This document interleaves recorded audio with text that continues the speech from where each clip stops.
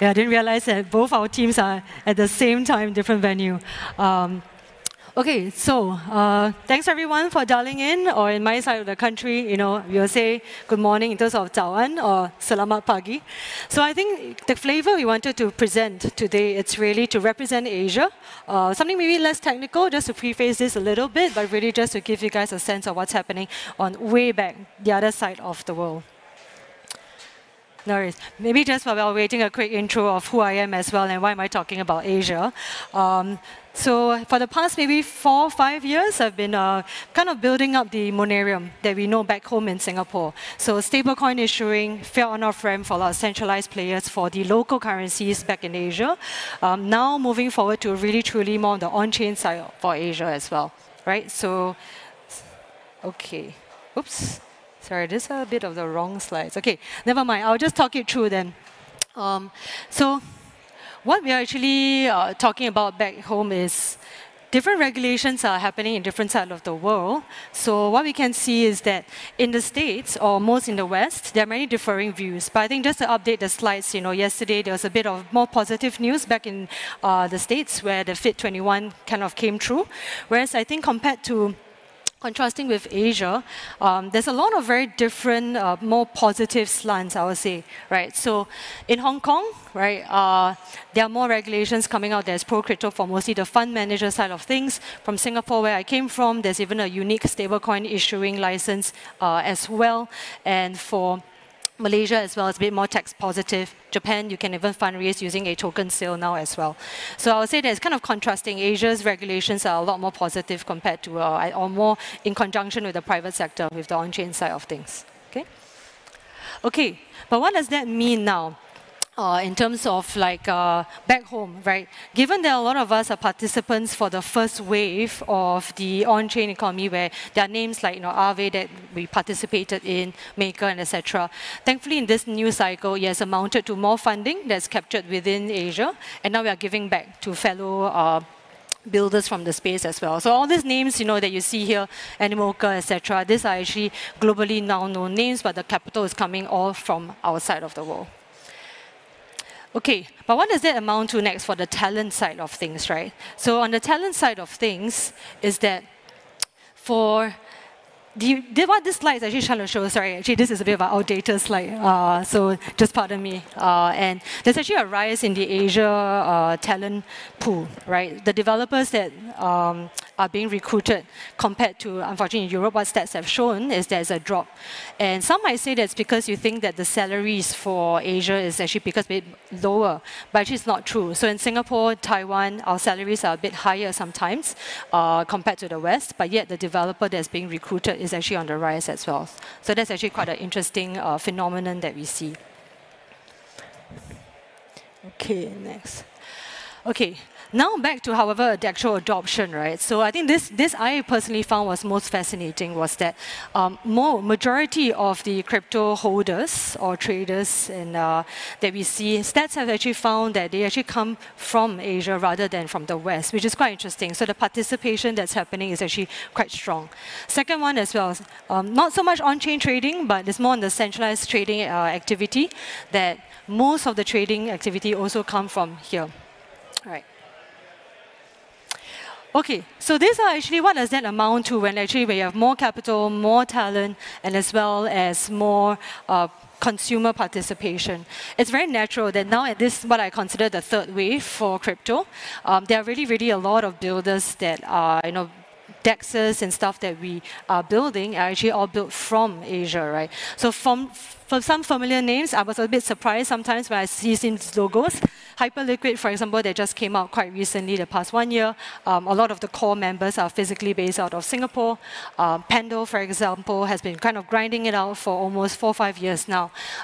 Recently hit about 5B in TVL. That also kind of is physically built largely the headquarters out of Singapore too. All right, so a couple other players as well. Okay, but however, operationally what this means is that it's quite a lot of headache still, right?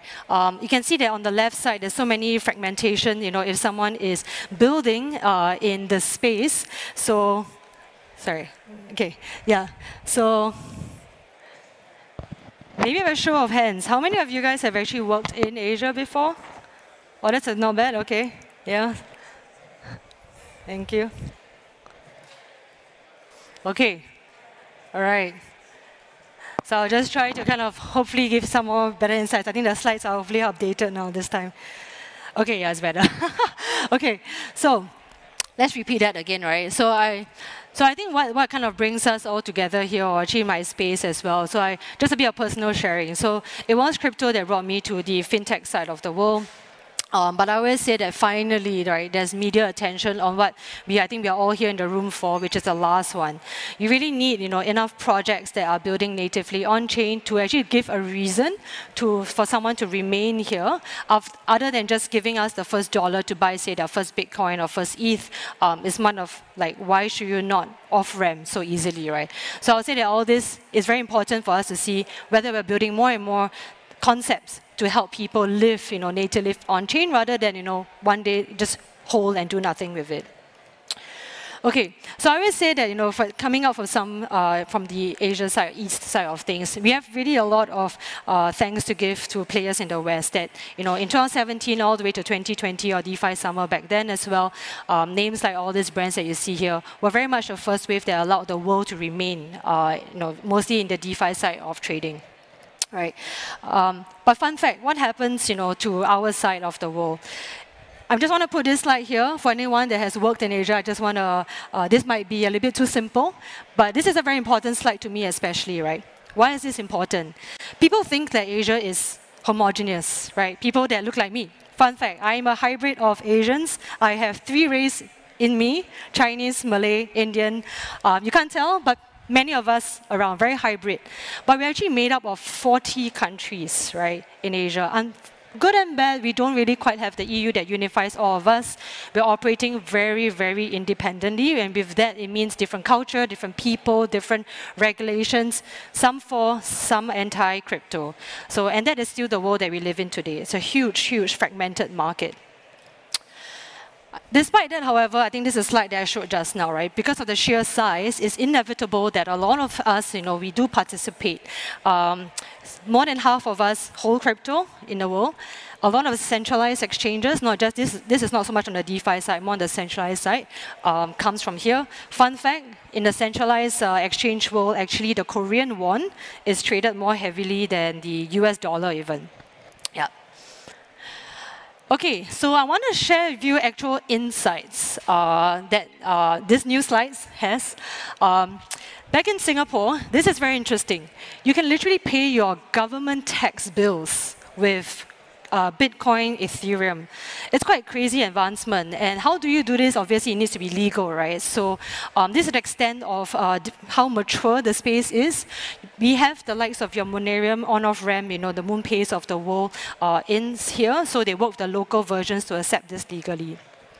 Super app Grab, kind of like the Uber or WeChat app for Southeast Asia, and has integrated a Web3 wallet, accepting NFTs, accepting stable coins. Fun fact, where I used to work at to start a stable coin is also part of this. So it was a 3-year project, but sooner or later things like this happen.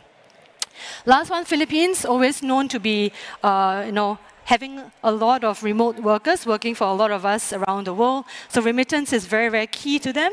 And fun fact, the central bank, not just a private bank, but the central bank has approved stable coins that are specifically just for remittances. Okay, but compare this with, I would say, the West side, right? It's good and bad. I would say it's not all just bad. But of course, in the recent Q1, Q2, there's a lot of bad news. Big names like Uniswap and MetaMask are being hit. But of course, just fresh yesterday, hopefully things advances a little bit more positive light. Against more the SEC view, the House has actually approved in direction of something a bit more favorable. Right, so this is something that I would say is a bit more unstable. It's still in the early phase, it seems, compared to, things have, regulations are so clear, private sector is just moving forward already. Okay, so these are a little bit more nuggets. I really wanted to share actual examples as to why, a lot of us at the DeFi side can kind of operate freely. It really comes with very clear regulations, right? Because not everyone, especially Asians, we are a bit afraid sometimes of being slapped on the hand. None of us want to go to jail, for example, right? So we need clear regulations for DeFi to happen. So Singapore stablecoins has a unique license. It's not just a regular fintech or payments license. It's very specific to just stablecoin issuing. In Hong Kong, regulators are working with banks as well, because as much as the regulations are favorable, what happens if the banks can't, bank the fellow Web3 folks is sometimes a bit inhibiting as well. Japan as well, like I said just now, it is now allowed for venture firms to actually fundraise or give funds to those who are doing token sales. And yeah, so these are all just names that I shared. So all this, beyond the likes of, say, your Binance and Hash in Korea, there are really many big names that are just now, giving back in terms of having grown in Asia. We have enough capital to now flourish out of that. So this is a better slide. So I think what I wanted to highlight here is that you can see the slight rise in developers being hired. And some people might think that's because of slightly lower salaries, but it's actually not true. Taiwan is another very strong developer hub when it comes to crypto. This might not be so known, I would say, sometimes outside. But it's not true that it's only because their market rates are a bit lower. They are actually quite paid pretty fair prices compared to even the United States. But yet people are hiring them, right? So there's really a flourishing, good, and in a way, discovered talent there. Okay, it's fun fact, you're going to know where's the sources. Happy to share this, but this is a report issued by Electric Capital. So what I'm highlighting all this is that what does it amount to, right? When you have money, clear regulations, and people to really build, it's of course now, fast forward 2022, 2023, all these big names that you see here are actually now for the global market. A lot of times, sometimes as a fellow Singaporean, I can tell you we are caught to see whether we want to talk about just Asia. But I wanted to be on this stage today to really kind of put a spotlight on that. Right, so Jupiter, for example, everyone knows them now. It's come out of Singapore and Malaysia. Pendle is Singapore.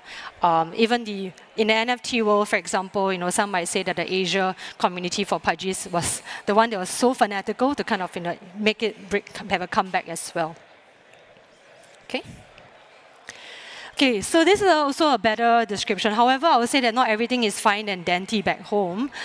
We still face that whole crazy fragmentation, right? The irony, however, is still that there are a lot of builders in the space, but the builders are still leading a very custodial life behind the scenes, in the sense, I think, a few days ago, if anyone was also at the Gnosis Pay sessions, there was a lot of preaching and advocacy of how a lot of us couldn't even have proper banking rails. It is true back home as well. We do face that too. Right. So it's super fragmented. A lot of times you have to also go down with custodial solutions. So I'll say that's kind of where just a fun fact plug, that's kind of where I am now in my phase in the space. Very similar to what Gnosis Pay is doing for the consumer side. We are actually really doing this for the more of fellow builders. So really Onchain business account, very simple two things. All things payments in, out, as well as reporting. So as much as the Onchain, the ledger is transparent, but you need actual context, especially if you're in a business. So we do that. Of course, I think instead of forcing someone to leave funds with us, like more crypto-friendly neobanks, we are really true crypto. So it's about bringing in your own self-custody accounts, for example, like Safe, which is why we're all here, right? Anyone that want to know actual technical details of how we built this? Actually, it so happens that my teammate is in that workshop room soon after this. So he's going to really dive very deep into how we built this. Yeah, so that might be a bit more interesting for those who are more on the product side.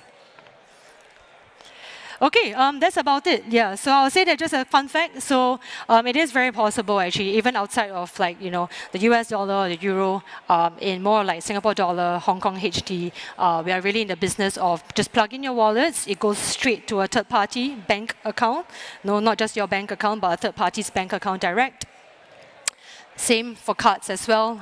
We really believe that, unfortunately, a lot of corporate spend are still on cards. So we're also enabling, a very self-custody, but corporate cards. Yeah, so you can just spend all your software bills, travel bills around the world. If you're again curious about how we got this done, happy to kind of talk to anyone. or again, my teammates having a workshop right now. Okay, then that's about it. Thanks so much for bearing with me. There's a bit of a hiccup at the start, but yes. Okay. Okay.